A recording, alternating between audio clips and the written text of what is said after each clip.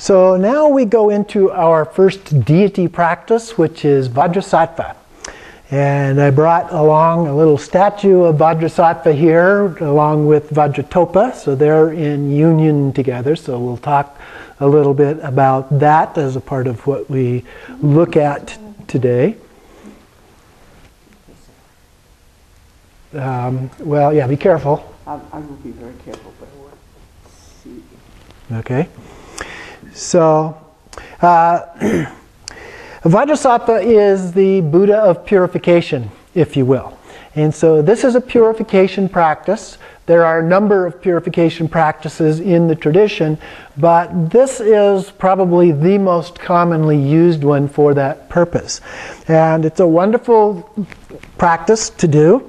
And so the idea is that we're trying to purify all of that negative karma that's still residing in our mind stream in the form of these seeds. We imagine them as seeds in our mind stream.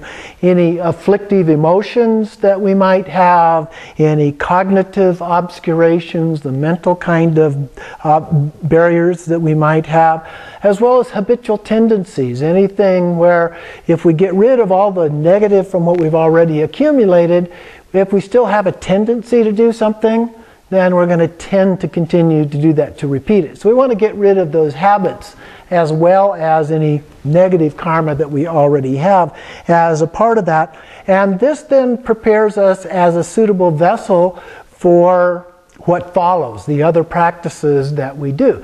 And so another thing that frequently happens is the Lama may have you recite the 100-syllable mantra of Vajrasattva at the beginning of a practice or an empowerment or something like that as a purification prior to going ahead and doing the rest of the practice. It's very common to do that, although it doesn't happen all the time. So in this case, these practices can be very simple, they can be very complex. This is a relatively simple one. It fits into a category that we generally refer to as outer tantras, even though in the process he will dissolve into us. We generally are viewing Vajrasattva as outside of ourselves, and so it tends to fit into that category. Now there are lots of things we differentiate between outer and inner, which we'll talk more about later on. The characteristics of outer tantras versus inner tantras actually overlap a little bit, and in terms of the actual practices, and so they're not always so clear-cut in terms of outer or inner. But if you know the basic characteristics, you can look at it and you can usually tell if it generally fits into the outer or generally fits into the inner category. So when we do this, it follows the same kind of a basic pattern that so many of these follow. Some are more complex than others, and when we get into the next part of this course, we'll get into the generation stage with the more complex approaches. But here it starts with an opening refuge prayer, which is very common. This is followed by the visualization of the deity, and there's usually a description of what the deity looks like, more or less. And then you have the recitation of the mantra. And so in this case, Vajrasattva's mantra is also known as the 100-syllable mantra because it consists of 100 syllables. And that's followed by the dissolution and meditation on emptiness. Sometimes that's written up as a gradual dissolution process. Sometimes it's a sudden process, can be done either of those two ways.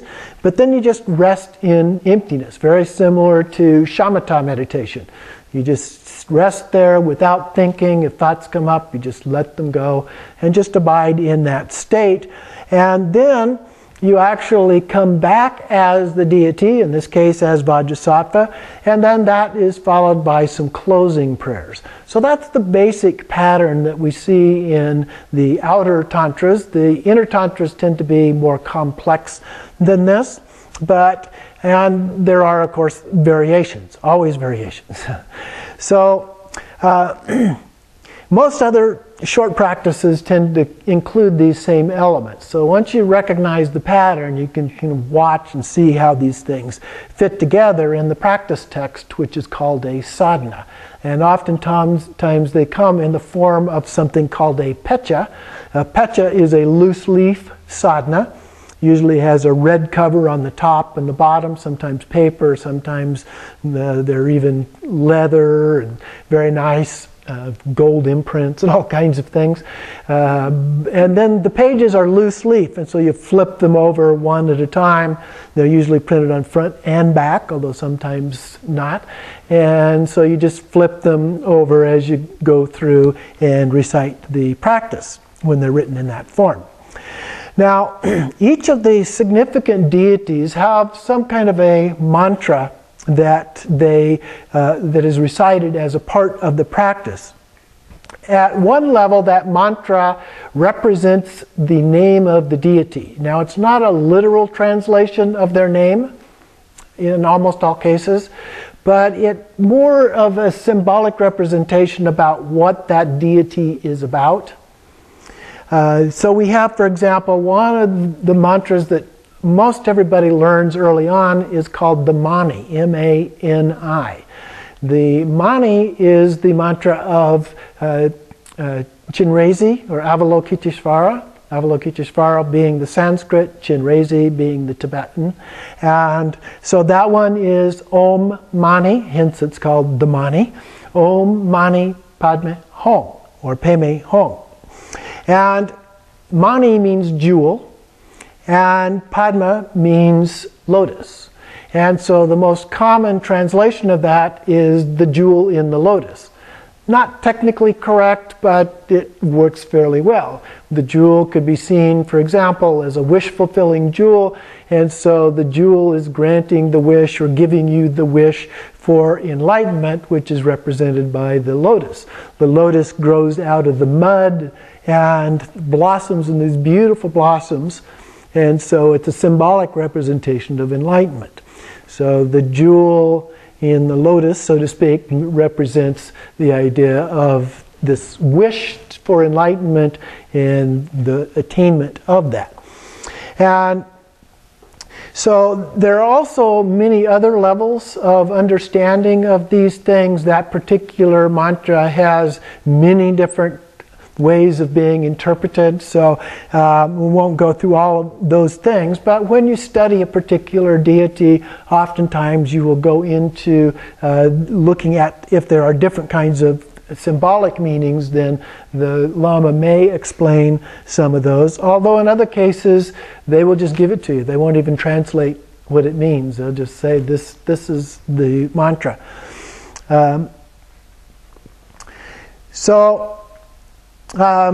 In this case, a few of the other ones that are used here are that the 6 syllables, this is sometimes called the 6-syllable mantra.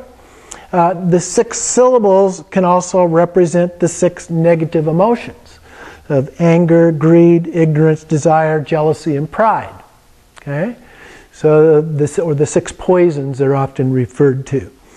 And symbolically, then, they also represent the 6 perfections from the path of the Bodhisattva. So those are generosity, virtue or ethics, patience, persistence, meditation, and wisdom. Another one, the Om, is often broken down into 3 letters, the A-U-M, or A-U-M. Aum, almost, okay? But the Om. And so that symbolizes our pure body, speech, and mind of a Buddha, and the pure Buddha body, speech, and mind. The Mani, the jewel, also symbolizes altruistic intent to become enlightened, as well as loving kindness and compassion, which are the male principle. Whereas the Padma, or lotus, symbolizes wisdom, which is the realization of suchness or emptiness, and represents the female principle. So you can begin to see that there are lots of kind of subtle nuances that can come up in interpreting this. The Hum, or Hung, as it's usually pronounced in Tibetan. It's H-U-M in Sanskrit, H-U-N-G in Tibetan. So this represents the indivisibility or non-dual nature of compassion and wisdom. So the unity, the bringing together of those two. So we have the union of compassion and wisdom that can transform our impure body, speech, and mind into the pure body, speech, and mind of a Buddha. And so those are kind of a mixture of things put together in terms of how to understand the meaning of this particular mantra. Now, with the mantra of Vajrasattva, the 100-syllable mantra, if you look on the internet, you will find various translations of this mantra as well. And one of the things I sometimes do in classes is ask students to go out and find a copy and bring it to class, and then we'll have each student read the translation that they brought. And what you will find is that the translations can vary quite a bit. And so translation is a very imperfect art. And so that kind of thing does happen. But I did want to share one version of this with you. And oops, I thought I printed out some, but I guess I don't have that with me. So I'll just go ahead and read that to you, but we'll make those available. So in this one we have Om, the most excellent exclamation of praise. Benza Sato Samaya, Vajrasattva's commitment. Samaya is a vow or commitment. So, and Benza Sato is Vajrasattva in the Tibetan. So, Vajrasattva's commitment. Manupalaya Benza Sato. So, we have, O Vajrasattva, protect the commitment. So, we've made this commitment, protect this commitment. Tinopa Tishtadrido Mebawa, may you remain firm in me. Say, solid with me, help me. Sutokayo Mebawa, grant me complete satisfaction. Supokayo Mebawa, increase the positive within me. Anurakto Mebawa, be loving toward me. Sarvasiddhi Me Prayatsa, grant me all the siddhis or powers. There's usually two ultimate and relative versions, or common or ordinary versions, which are kind of magical powers. The ultimate represents enlightenment. Sarva Karma Tsutsame, show me all the activities. And these would be the activities of a Buddha. Sittam Shriya Kuru Hong, oops, I got ahead of myself. Sittushiro Kuru, make my mind good, virtuous, and auspicious. Hong, the heart essence seed syllable of Vajrasattva. Each deity also has a seed syllable. And so Hong is a seed syllable for Vajrasattva. And then ha ha ha ha, 4 ha's. And this represents various things, the 4 immeasurables, the 4 empowerments, the 4 joys, the 4 kayas or Buddha bodies. So there's different ways of interpreting those, followed by a ho, which is just simply an exclamation of joy at the accomplishment of enlightenment. And then a Bhagawan Sarva Tathagata. So, oh, all the blessed Tathagatas or Buddhas, Benza Mame Munsa, may I be fully liberated in the Vajra, or transcendent wisdom. The Vajra represents transcendent wisdom. We have Vajrasattva, so he carries a Vajra, which translates literally as either thunderbolt, although it's not usually used that way, or as a diamond. It originally was a weapon, but it's not used as not referenced as a weapon in Buddhism.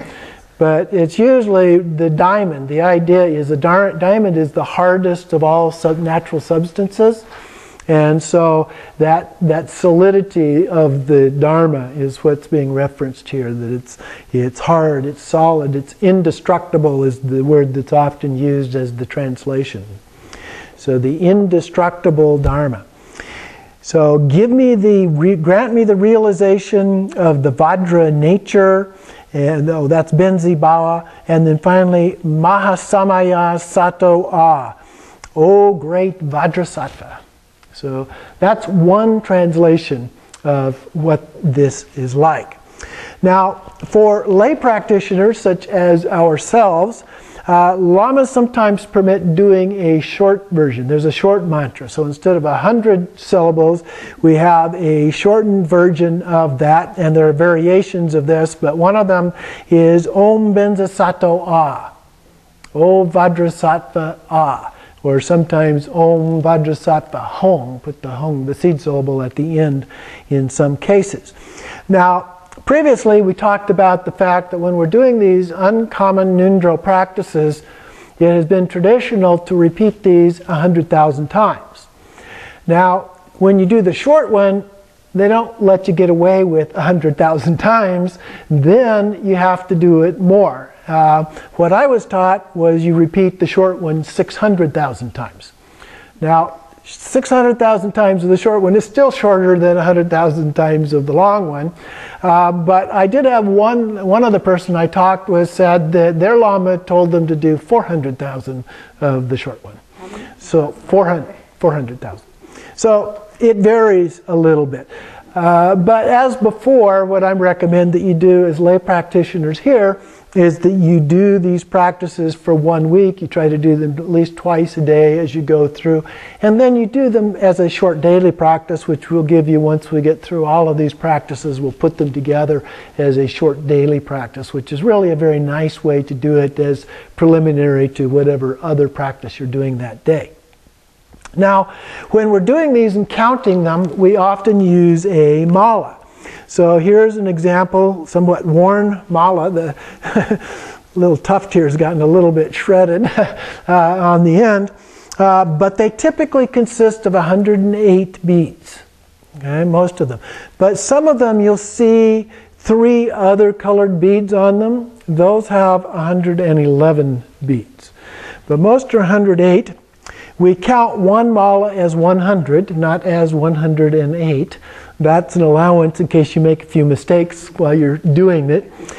So you really only count 100 each time you do a complete mala of the repetitions of the mantras or whatever it is that you're doing. And so then in order to count above that, you'll see this one has what are referred to as counters on it on a string. One of them has a bell and one of them has a vajra.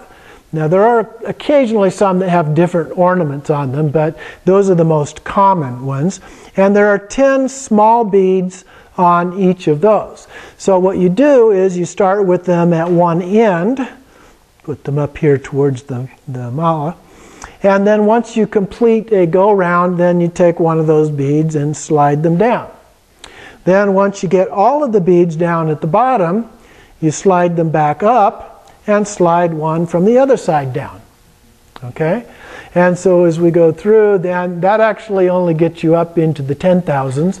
And so then you need another counter to be able to go beyond that. As an alternative, a way that's actually a little bit easier is some modern technology. These are the counters that they use at sporting events or arts and concerts and those kinds of things sometimes. And you simply push the end and counts 1. So as you do a mala, I still use the mala, but at the end of the mala, I use this counter, and it has a nice little readout on here so you can see how many that you have done. So that's a very convenient way to do those countings if you're going to do large numbers of these things. And so the other thing I wanted to mention related to the mala is how to actually use the mala. There is one large bead on most malas. That's called the guru bead. Okay, so it represents the guru. That's where we start and where we end. So we start on one side, end on the other side. It's held traditionally in the left hand, over the fingers, and with the thumb, you pull one bead over the top of the finger with each counting. So if I was, say, doing the mani, Om Mani Padme Hum. So I would count. Now I tend to count with the Om. Every time I say Om is when I do the count. So Om Mani Padme Hum, Om Mani Padme Hum, Om Mani Padme Hum.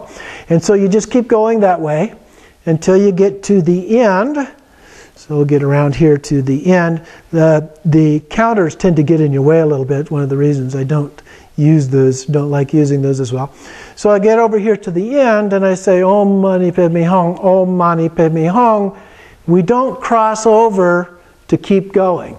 Okay, when you reach the guru bead, you turn it around and go the other way. And start counting again, going the other direction. Okay? And you'll get pretty good at it. You'll come along and you get up there to that, and you just flip it around and you get going the other direction. Now, if you do a lot of these, your finger can actually get a little bit sore, so you can move it out to the end of the finger, or you can move it to the next finger, or put on a piece of tape or something like that to kind of counter it. And I've even been known to start doing it on my right hand instead of the left hand when it got sore enough. So all of those things are okay. They're not traditional, but they are okay to do. So the mala, everybody should have a mala. They come in different varieties of materials. And this one is made out of cedar. The two things that are said to be the most general in their application are ones that are made of bodhi seeds. Bodhi seeds, though, tend to come in a larger size, which you may not like as well. And they're a little bit rougher. They've kind of carved them and maybe smoothed them out a little bit, but they are a little bit rougher, so they can be a little harder on your fingers. And another one is something made of bone, like yak bone. You'll find bone ornament ones as well sometimes. And then you can find, if you go out and really look up malas on the internet, you can find the use of a whole variety of different ones. There are ones that are made of different kinds of stones. There are ones that are made of other seeds and so forth. There's quite a variety of things. A lot of them are said to be used for specific types of practices, but that's not absolutely necessary. That's just the traditional way that those are used. So if you find something that you really like to use, then feel free to go ahead and use that. I have a green one, a jade one, for example, that I like to use if I'm doing green Tara. Okay, so there are things like that that you can do. And I have a variety of them, most of ones that people have given to me as opposed to ones that I actually bought. But any of those things are useful. Usually also worn either around the neck, or you can put them on usually the left wrist. And so you can do that as well to keep them handy for doing mantras. And you can do, it's a nice thing to have available, so if you're standing in a line somewhere, or I even do them sometimes driving the car, there's lots of places in your life, day-to-day life, when you can find opportunities to recite mantra. And so it's a good way to help just reinforce your practice during the day. Is remember, what we're really trying to do is get to a point where everything we do 24/7 actually becomes a part of our practice. So little reminders like that can actually be quite helpful. Okay, so that is the mala or rosary for the practice.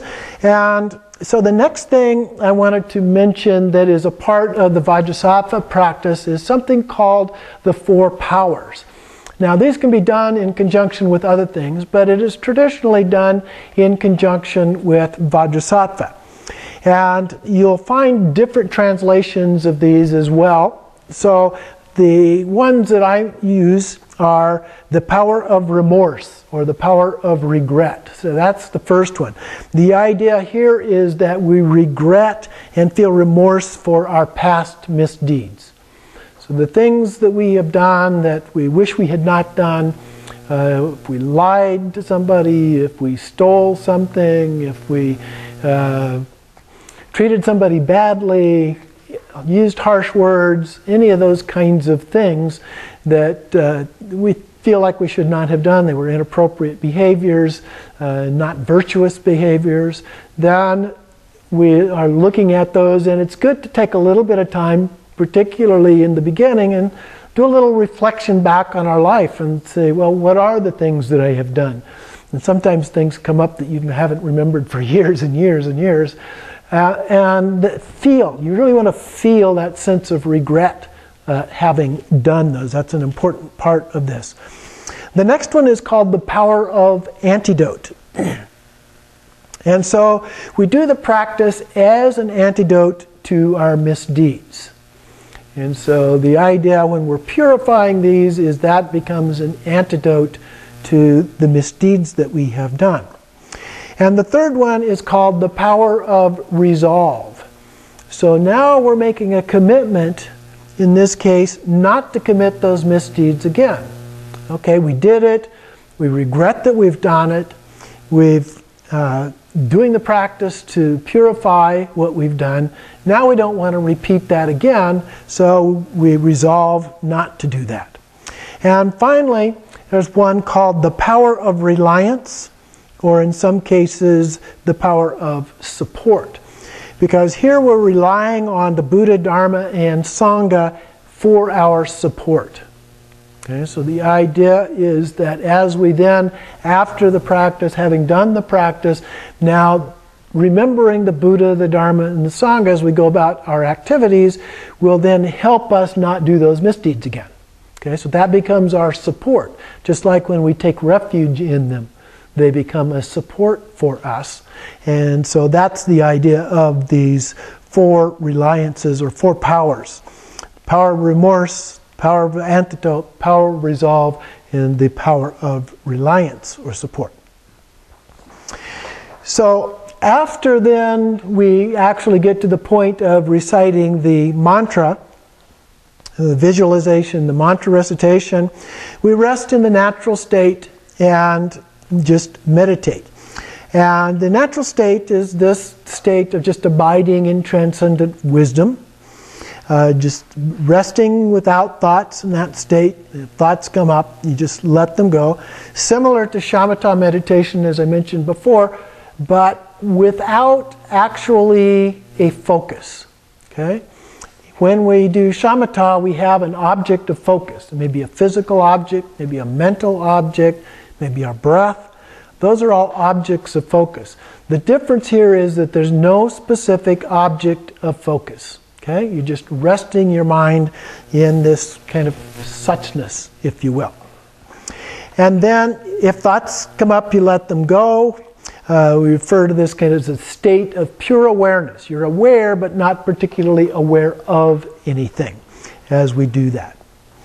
So this transcends our imagination of things, and we are able to abide for fairly long periods as we practice without any effort at all. One final but important point that we need to think about here is that there are a lot of texts that make karma sound like it's permanent. So when we've done something negative, that it creates this karma, and this karma is permanent, and the only way to get rid of it is by having something happen to us. Okay, so the effect of that karma manifests in our lives through something negative in our life. But the texts are very clear, and the Buddha was very clear that that was not the case. That there are opportunities, these things are impermanent, and there are therefore opportunities to actually purify that karma so that it doesn't come up in our lives. And so that is the key point related to doing this practice. If it wasn't going to, if all this karma was permanent, there would be no point in doing the practice. There wouldn't be anything that we could do to purify it. But because it is impermanent, we can do this practice, and that will then purify that. And what we're really doing is changing our habitual tendencies, and we're getting rid of those negative things that we've done in the past, and just changing our worldview and our actions. Remember, the word karma actually means action. And so if we can do that in a way that then we don't do those anymore, You know, it's one thing to say, okay, I resolve not to do these anymore. It's another to never do those things anymore. So making that commitment and really sincerely working at not doing those things anymore is what is important here. And then we can actually purify all of that negative karma, and then we can actually achieve enlightenment in this lifetime, or at the time of death, or perhaps in a very future but very near lifetime as opposed to eons away. So that's the basic outline of the Vajrasattva practice.